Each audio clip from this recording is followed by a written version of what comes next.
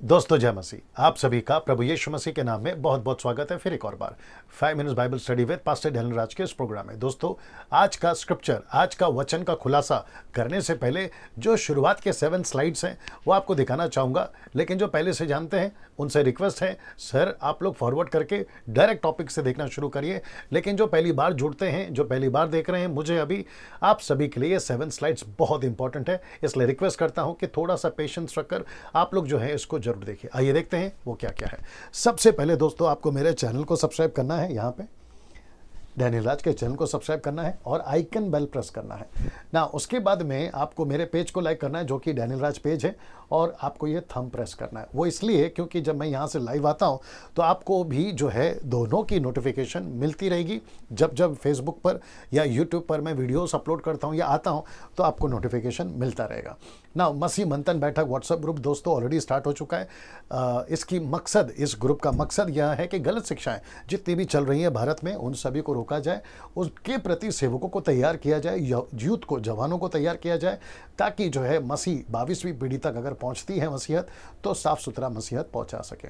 उसके लिए आपको करना क्या है, इनमें से किसी एक नंबर पे आपको कॉल करना है। और याद रखिए कॉल करने का जो समय सीमा है सुबह 10 से रात को 9 बजे तक है। और यदि ये फ़ोन नहीं उठाते तो आपको एक मैसेज ड्रॉप करना है और ये फिर आपको कॉल बैक करेंगे ना। दोस्तों ये रहा आखिरी 2 स्लाइड्स। एक है मिल्क ड्रिंकिंग क्रिश्चियंस, मेरे वीडियोस को ना देखें क्योंकि इब्रानियों 5:13 कहता है कि उन्हें वचन की पहचान नहीं होती, उल्टा सीधा कमेंट्स करते हैं, अविश्वासियों को ठोकर लगती है। अधूरे ज्ञान के सेवक मेरे वीडियोस को ना देखें क्योंकि उनकी डॉक्ट्रिन अलग होती है, उनका अंडरस्टैंडिंग अलग होता है, फिर वो भी उल्टा सीधा कमेंट्स करते हैं और जिसके चलते जो है अविश्वासियों को ठोकर लगते हैं। यदि ये दोनों भी देखना चाहते हैं तो चुपचाप से देखें, ये देख लीजिए ना। दोस्तों आज का स्क्रिप्चर का खुलासा, आज के स्क्रिप्चर का खुलासा यह है मरकुस का किताब, उसका 9 का 1, मार्क चैप्टर 9 वर्स 1। आइए सबसे पहले मैं आपको वचन पढ़वा देता हूँ। लिखा है, ये देख लीजिए, उसने उनसे कहा, यीशु ने उनसे कहा, मैं तुमसे सच कहता हूँ कि जो यहाँ खड़े हैं, एक एक चीज़ का खुलासा करूँगा, कि जो यहाँ खड़े हैं उनमें से कोई कोई ऐसे हैं, ये देखिए, कोई कोई ऐसे हैं कि जब तक परमेश्वर के राज्य को सामर्थ्य सहित आता हुआ ना देख लें तब तक मृत्यु का स्वाद कदापि ना चखेंगे। तब तक, याद रखो, तब तक। तो इसका मतलब है कि दोस्तों यहाँ पे जो खड़े हैं उनकी बात हो रही है। मैं आपके बीच में कुछ चीज़ें रखना चाहूँगा। सबसे पहले मरकुस की किताब, उसका 9वां अध्याय को लेकर जो है कई लोगों की अलग अलग धारणाएं हैं, थियरीज हैं, कॉन्सेप्ट्स हैं, और अक्सर 90% यही कहते हैं कि कुछ चेले अभी भी जिंदा है। और ये बात मुझे शॉक करती है, ये बात मुझे शॉक करती है कि कुछ चेले अभी तक जिंदा हैं। ऐसे कहते हुए कई कई अच्छे अच्छे सीनियर पास्टर्स, इंटरनेशनल स्पीकर्स कहते हैं कि कुछ चेले अभी तक जिंदा है। बट मुझे कई लोगों ने कहा कि डैनियल भाई आप इसके ऊपर एक वीडियो बनाओ, मरकुस 9:1, तो मैं आज उसको बना रहा हूँ, अब आपके बीच में रख रहा हूँ। आपको कैसा लगता है देखिए, लेकिन मेरी व्यक्तिगत राय अगर आप पूछोगे, जी नहीं, ऐसा कोई चेला यीशु का तबका अभी तक जिंदा है, ऐसी थियरी को मैं नहीं मानता। क्योंकि वचन कहता है कि 120 साल, दैट्स इट। उसके बाद उत्पत्ति किताब 6वां अध्याय में आपको याद होगा 120 साल की आयु दी है। परमेश्वर अपने वचन को कॉन्ट्रडिक्ट नहीं करता, विरोध नहीं करता। ये आपको समझना बहुत ज़रूरी है ना। मैं चाहता हूं कि मैं अगला जो है आपको बताऊं कि यहां कौन कौन खड़े। आइए आपके बीच में रख रहा हूं, ये देखिए डॉट है कि इसके ऊपर बात करूंगा कि जो यहां खड़े ये लोग कौन है। सबसे पहले ये एरो देख लीजिए और ये वचन, मरकुस की किताब 8 का 34, मतलब ठीक इसके पहले वाला वचन, ठीक इसके पहले वाला वचन, यानी कि अध्याय ये 9 है और वो 10 है।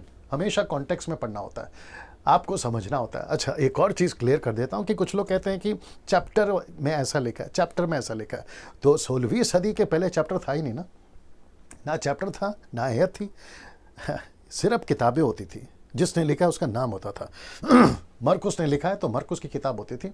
लेकिन 16वें अध्याय तक ये 16वीं सदी में बांटा गया। मरकुस का 16 चैप्टर है, मत्ती का 28 चैप्टर है, लूका का 24 चैप्टर है, यूहन्ना का 21 चैप्टर है, एक्ट्स का 28 चैप्टर है, रोमियो का 16 चैप्टर। ऐसा चैप्टर को है ना 16वीं सदी में बांटा है, उसके पहले नहीं था। तो कॉन्टेक्स्ट में साथ में चल रहा है, यीशु का स्टेटमेंट साथ में चल रहा है। तो मरकुस 8 का 34 कहता है कि उसने भीड़ को और अपने चेलों समेत, ये देखिए, भीड़ को और अपने चेलों समेत पास बुलाकर उनसे कहा, जो कोई मेरे पीछे आना चाहे वह अपने आप से इनकार करे और अपना क्रूस उठाकर मेरे पीछे चले। तो यहाँ से सिलसिला शुरू होता है और ये चलता है यहाँ तक।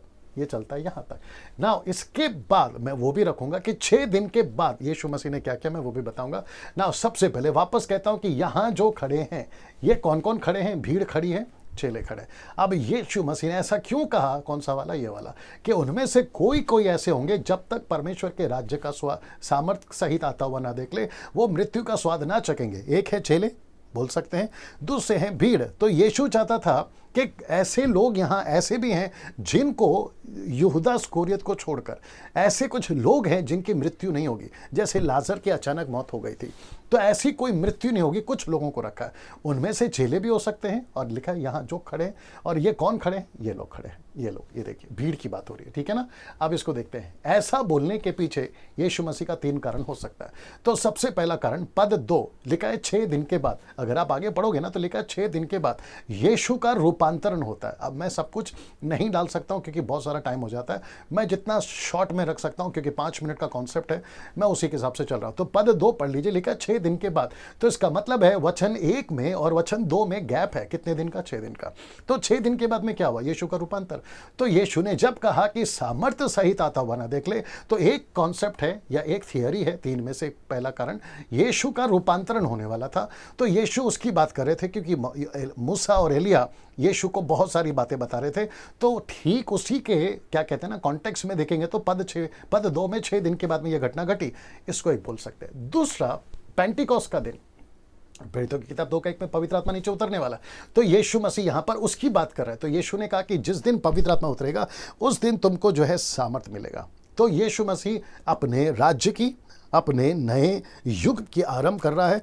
एक ऐसी देह है जिसका नाम है कलीसिया, उसकी शुरुआत कर रहा है। तो उसकी सामर्थ की बात हो रही है। और उस वक्त में यरूशलेम के अंदर, इजराइल के अंदर, पूरी दुनिया के अंदर एक हल्ला मच गया था कि ऊपर से कोई एक ऐसा परमेश्वर जिसका नाम है पवित्र आत्मा उतरा है और उसने 3000 लोगों का उद्धार किया। तो ये एक हो गया। अब बात करते तीसरा, ये यूहन्ना को मृत्यु, आपको पता होगा कि यूहन्ना की मृत्यु जो है सब चेलों के बाद हुई है, सब चेलों के बाद हुई है, आखिरी बोल सकते हैं। साथ ही साथ यूहन्ना को एक मिनिस्ट्री दी गई थी प्रकाशित वाक्य की पुस्तक लिखने के लिए। तो यीशु ने कहा कि जितने भी सताव मेरे उठा लिए जाने के बाद, पेंतेकोस्त के बाद कलीसिया पे जितने भी सताव आएंगे उसमें यूहन्ना नहीं मरेगा। कब तक नहीं मरेगा? वो जब तक परमेश्वर के प्रकाशित वाक्य की पुस्तक को नहीं लिख लेता, और जब तक वो सारी घटनाएं जो सामर्थ्य सहित, ये देखिए सामर्थ्य सहित ये वाला, मैं उसमें से कोई ऐसे हैं जब तक परमेश्वर के राज्य को सामर्थ्य सहित आता हुआ ना देख ले। याद रखिए, सामर्थ्य सहित राज्य को, याद रखिए राज्य को, यीशु को नहीं, परमेश्वर को नहीं, बात हो रहा है राज्य को सामर्थ्य सहित आता हुआ ना देख ले। तो प्रकाशित वाक्य पहले ये बता देता हूँ, ये एक हो गया। दूसरा ये एक हो गया पवित्र आत्मा के सामर्थ्य सहित, और ये रहा तीसरा प्रकाशित वाक्य की पुस्तक जो परमेश्वर का राज्य की घटना कैसे घटेगी उसको बता।